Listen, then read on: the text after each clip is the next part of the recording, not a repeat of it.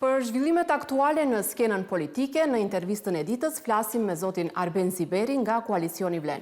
Mirëmbrëma dhe mirëserdhët në Alsat. Faleminderit, mirëmbrëma dhe juve dhe përshëndetje për të gjithë shikuesit e televizionit tuaj. Emri juaj qoi pluhur në opinion pas kalimit nga BDI-a në Vlen. Kaluat në lëvizjen demokratike të Izet Megjitit apo në Vlen? Në lëvizjen demokratike të Izet Megjitit, por duke patur parasysh se lëvizja demokratike e Izet Megjitit është pjesë e koalicionit Vlen, në kupton që jemi koalicion me parti tjera që përbëjnë Vlen. Ashtu. I ndat rrugët me Ali Ahmetit pak kohë pas kongresit të BDI-s, ju mbetët jashtë strukturave partijake, pati shumë reagime, pati pa kënaqësi për mungesë transparence, meritokracie, sa ndikoi kongresi i partisë dhe vendimet e Ahmetit që ta merrni këtë vendim?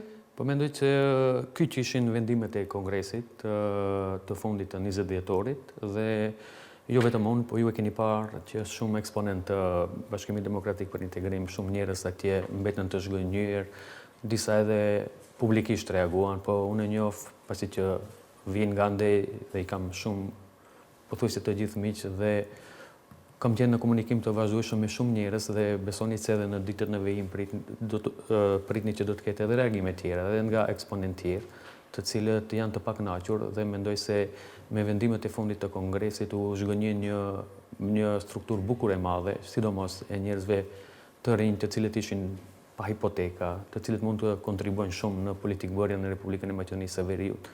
Dhe një ndër ato jam edhe unë, nuk e mohoj dhe për atë mora edhe atë hap që t'i bashkangjitem lëvizjes demokratike të Izet Megjitit, ku nëse bëjmë një retrospektiv të asaj që nga themelimi e asaj partie dhe deri më sot, aty parafërsisht pothuajse 90% janë një gjithë struktura ish antar të Bashkimit Demokratik për Integrim dhe shihet qartë se është dhënë mundësia shumë njerëzve të rinj të cilët më herët në BDI. Juve si u bindi zoti Megjiti? Jo, nuk më ka bind mu zoti Megjiti, unë kam biseduar me zoti Megjitin pasi që opinioni i gjërë e din se unë e njoh mirë Izet Megjitin se kemi qenë në vitin 2020, kemi garuar bashkë në një listë në zonën zgjedhore 1, nëse ju kujtohet, dhe njihemi edhe para asaj me zotin Megjiti dhe kemi pas kontakt të vazhdueshëm edhe kur e themeloj lëvizjen demokratike. Dhe raportet tona kanë qenë të shkëlqyera edhe si deputet në kohën kur ishte ai koordinatori i grupit të parlamentar. Dhe kështu që nuk më ka bind Izet Megjiti, por unë kam marrë këtë vendim me plot bindje se këtu mund të kontribuoj dhe mund të japim maksimumin për të mirën e qytetarëve të Republikës së Maqedonisë së Veriut. Mendoj se është koha edhe rrethanat, po edhe jashtë Maqedonisë, po edhe këtu brenda vendit shihet se konjunkturat politike po ndryshojnë në Ballkan, po edhe këtu te ne, dhe ne mendoj edhe unë këtu që mund të kontribuojmë dhe mund të japim më të mirën për një jetë më të mirë të qytetarëve në Republikën e Maqedonisë së Veriut. Përmendet se mund të ketë dhe largime të reja nga BDI-a, mund të na zbuloni ndonjë emër? Në periudhën që vijnë do të shiheni, mendoj do të shohim që do të ketë edhe reagime tjera, ashtu siç pat deri tash, pasi që të thash unë jam në komunikim me shumë njerëz që janë atje, që vini nga rajoni i Sarajit, po t'ju pyes, a synonit të bëheni kryetari degës Sarajit pas ndryshimeve, pas kongresit të BDI-s? Jo, nuk synoja unë personalisht të bëhem kryetari degës së Sarajit, po për fat keq në degën e Sarajit në një periudhë pak më të gjatë, nëse kthehemi mbas, të gjithë ato djemë të ri që kanë qenë pjesë e Bashkimit Demokratik për Integrim, që sot i ke në lëvizjen demokratike të Izet Megjitit, me një fjalë janë shantazhu, janë eliminu në mënyrë të padrejtë dhe askush nuk e ka pa veten aty dhe për atë kanë marrë hap. Pothuajse gjithë struktura e degës së Bashkimit Demokratik e Sarajit sot e ke në lëvizjen demokratike të Izet Megjitit, duke filluar nga kryetari aktual i komunës, nga ministri Hoxha, ish kryetari komunës Bekim Murati, ish ministri Bashkim Ahmeti, une, nuk mund të krejt këto njerëz mos jenë të mirë, dhe do me thënë ka diçka që çalon atje, që nuk shkon, dhe prandaj të gjithë këto shokët e mi që kanë qenë, kur unë kam qenë kandidat për deputet, që kanë punu, së bashku kemi punu, që nuk kemi ditur asnjëherë të humbim në asnjë parë zgjedhje në Saraj, dhe të anashkalohen dhe të nënçmohen deri në atë mas. Po, si i lini marrëdhëniet me Blerin Begjetin? Unë personalisht kam marrëdhënie të mira me Blerin Begjetin, kështu marrëdhënie personale. Mirë po, marrëdhëniet politike nëse i shohim, nuk mund të them që kemi marrëdhënie të mira, për shkak se ja për opinionin edhe për ju. Në vitin 2020 kur unë fituam ne mandatin e deputetit, atëherë mu Blerin Begjeti më kërkonte që mos të votoj Talat Xhaferin për kryetar parlamenti, që mos të votoj qeverinë e Bashkimit Demokratik për Integrim. Kështu që ne që ngelëm besnik të partisë, me një fjalë u përjashtua, kur që ato që kërkonin të arëzojmë qeverinë e Bashkimit Demokratik për Integrim, sot i ke në krye të partisë. Po ashtu dua ta ceki edhe rastin, nëse ju kujtohet, 61-shi i famshëm, kur VMRO-ja donte të arëzon qeverinë tonë atëherë së bashku me LSDM. Në krye të atij procesi ka qenë nënkryetari i soqëm Arjanit Hoxha. Dhe për ironi, atë qeveri botërisht e dim të gjithë se e shpëtoi Izet Mexhiti. Dhe ne që kemi qenë në vija të partisë, jemi anashkalu, jemi përjashtu dhe sot shifeni se ku kanë... Arjanit Hoxha tani është nënkryetari i BDI-s. Tash Arjanit Hoxha është nënkryetari i BDI-s. Kështu që janë gjëra që nuk mund çamo të qëndroj aty dhe t'i mbyllim syt për shkak se mendoj se nuk kishte sens. Po, Vlenin si e shikoni, do me thënë rolin e Vlenit në qeveri, sepse kur ishit pjesë e BDI-s e kritikonit.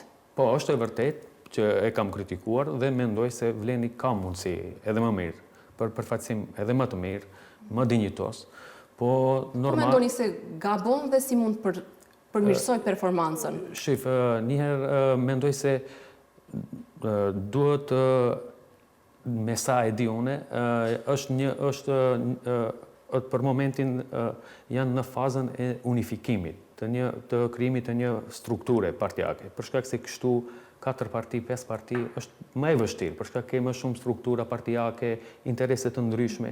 Nëse bëhet një subjekt politik, kuptohet se normal edhe performanca do të jetë më ndryshe dhe roli, po edhe pozita e juaj në qeveri do të jetë shumë më ndryshe. Po mos harrojmë faktin se tash jemi në kushte tjera, Semra. Nuk është njëjtë ne kur ishim në qeveri me një LSDM të dobët dhe ku numrat ishin ato që ishin dhe qeveria u varte direkt nga ne, kurse sot ke një VMRO që ka afër 60 deputet dhe pozitat se në politik numrat e diktojnë edhe pozitën që mund ta kesh në përfaqësi. Po i bashkoheni Vlenit në kohën kur janë intensifikuar përpjekjet për ta formuar partinë e shumë përfolur, prisni që Izet Mexhiti të jetë lideri i Vlenit ose njëri nga kryetarët e Vlenit? Ka kjo rëndësi për ju? Me sa jam unë informuar, ato kanë nisë një proces rreth bashkimit dhe rreth unifikimit të gjithë partive në një subjekt politik që do të ishte mirë para së gjithash për ne si shqiptarë në Republikën e Maqedonisë së Veriut, sepse do të krijoheshin 2 blloqe shqiptare dhe me krijimin e 2 blloqeve shqiptareve maksimalizohet edhe vota shqiptare, të kuptohemi, dhe ajo përkthehet në mandatet deputetëve. Kështu që do të ishte shumë mirë që të kemi 2 blloqe dhe do të garojnë dhe kush fiton zgjedhjet. Kjo do të ishte më e mira. Për atë se kush do të jetë lider atje, mendoj tash unë jam pjesë e lëvizjes demokratike të Izet Mexhitit dhe kuptohet që ne do të donim të jetë Izet Mexhiti, mirë po është çështje marrëveshje se kush do të jetë lider në Vlen. Mendoni që do mund të arrijnë gjuhë të përbashkët? Unë besoj dhe jam i bindur se detyrimisht duhet të arrijnë gjuhë të përbashkët për të mirën e qytetarëve para së gjithash, po edhe si formulë tregues suksesshme, pasi që duke qenë ato bashkë edhe i fituan edhe zgjedhjet lokale. Mos harrojmë, i fituan shumicën e komunave dërmuese shqiptare. Kështu që mendoj se ka shumë faktor që çojnë deri në atë që ato të gjejnë një gjuhë të përbashkët dhe nesër të garojnë si një parti politike. Ndërsa bëhen përpjekjet për unifikimin e partisë, nga ana tjetër shohim dhe zhvillime të tjera për çarje në lëvizjen Besa, kishte konfrontim mes kreut partisë, eksponentëve të partisë, me ministrin Fatmir Limani, si shikoni këto zhvillime dhe sa e dëmtojnë vlenin? Ato janë çështje të brendshme, të kisha thënë, të lëvizjes Besa, po në mbledhjen e fundit që kanë pas në lëvizjen Besa, mendoj që u dha një sinjal shumë i rëndësishëm me shkrirjen e organeve, që do të thotë një hap më afër unifikimit dhe asaj që folëm më herët për krijimin e një subjekti politik.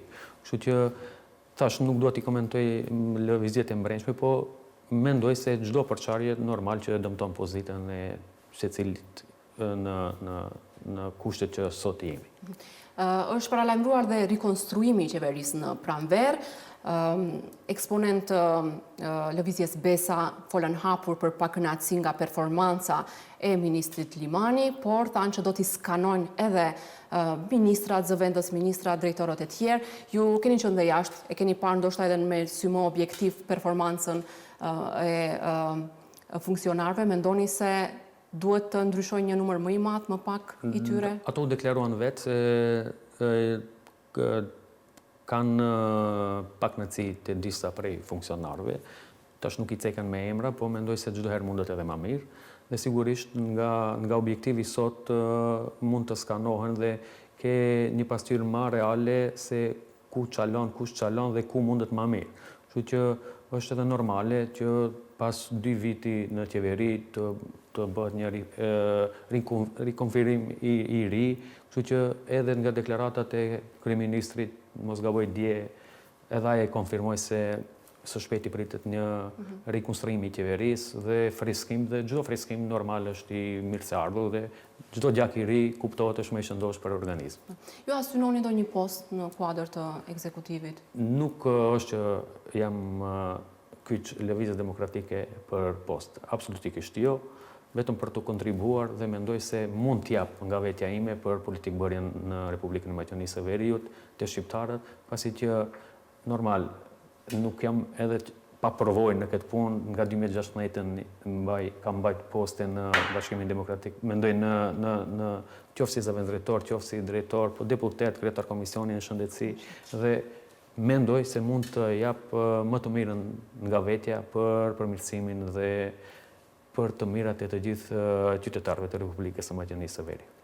Ditët e fundit kemi parë edhe një acarim marrëdhëniesh mes Vlenit dhe Znamit, ministrave të Znamit, të cilët shpërfillin gjuhën shqipe, është çështja e provimit jurisprudencës, përfaqësimit, sa këto dallime mes partnerëve e problematizojnë koalicionin qeverisës? Me të drejtë nuk duhet të kishte ashtu dallime brenda koalicionit qeveritar, pasi që mendoj se të gjithë mosmarrëveshjet ose punët duhet rregulluar para se të dalin në opinion, dhe kjo nuk duhet ndodhë.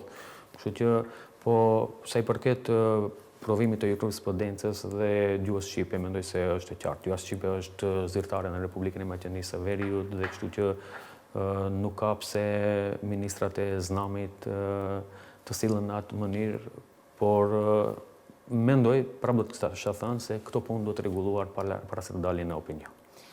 Këto ditë aktual është edhe raporti i eurodeputetit Vajc, i cili tha se procesi integrues i vendit është i bllokuar, a prisni që kjo përbërje parlamentare t'i bëjë ndryshimet kushtetuese? Është një çështje shumë e rëndësishme për rrugtimin ton euroatlantik, sidomos ndryshimi i kushtetutës, dhe mendoj se këtu duhet të fokusohemi dhe duhet punojmë të gjithë së bashku që këto të ndodhin dhe ne ta deblokojmë atë proces eurointegrues, për shkak se kjo nuk është çështje e ngjyrave partijake. Kjo është në të mirën e të gjithë qytetarëve, pavarësisht janë shqiptar apo maqedon, ose janë me opozitën ose me pozitën. Rrugtimi jonë euroatlantik duhet të jetë primar dhe parsor për çdo qeveri. Po me sa kam unë informata, nuk është që nuk punohet në drejtim. Edhe deklarata e dieshme e kryeministrit edhe dha një sinjal se ka në disa mënyra që shqirtohen, po ka dhe do mënyra tjera të cilët kam unë informata, po tash nuk janë publike, mendoj se nuk është që nuk punohet në drejtim, po të gjendet zgjidhja më pak e dhimbshme, po kryesorja është që ne të arrijmë te qëllimi. Unë besoj se brenda këtij mandati, brenda kësaj përbërje parlamentare do të ndodhin ndryshimet kushtetuese, për shkak se janë në të mirën e të gjithë qytetarët. Kur janë në të mirën e të gjithë qytetarëve, me automatizëm duhet të jenë të mirën edhe të gjithë partive politike në Maqedoninë e Veriut. Ashtu gjithnjë më shumë flitet edhe për mundësinë e zgjedhjeve të parakohshme. Pritni të ndodhin dhe kush mendoni se do të dalë fitues në bllokun shqiptar? Mendoj se para do të referohem deklaratës së dieshme të kryeministrit, ai e hudhi poshtë mundësinë e zgjedhjeve të parakohshme, pasi që tha ka mbetur pak më shumë se një vit kohë efektive për të punuar, se në bazë të ligjit aktual për zgjedhje dim që duhet të ketë prapë qeveri teknike, dhe ajo qeveri teknike diku në dhjetor të vitit 2027, në vitit që vim pas, duhet të formohet. Kështu që mendoj se zgjedhjet e parakohshme janë temë mbyllur dhe nuk do të ndodhin, po nëse do të mbahen në zgjedhjet e rregullt të flas të vitit 2028, me këto numra që kemi sot, dhe mos harrojmë se shumë e rëndësi për të fituar zgjedhjet parlamentare është edhe pushteti lokal. Kështu që pushteti lokal gjithsesi ndikon shumë në rezultatin final, në cilët do zgjedhje qofshin ato, dhe këtu si favorit unë e shoh koalicionin Vlen.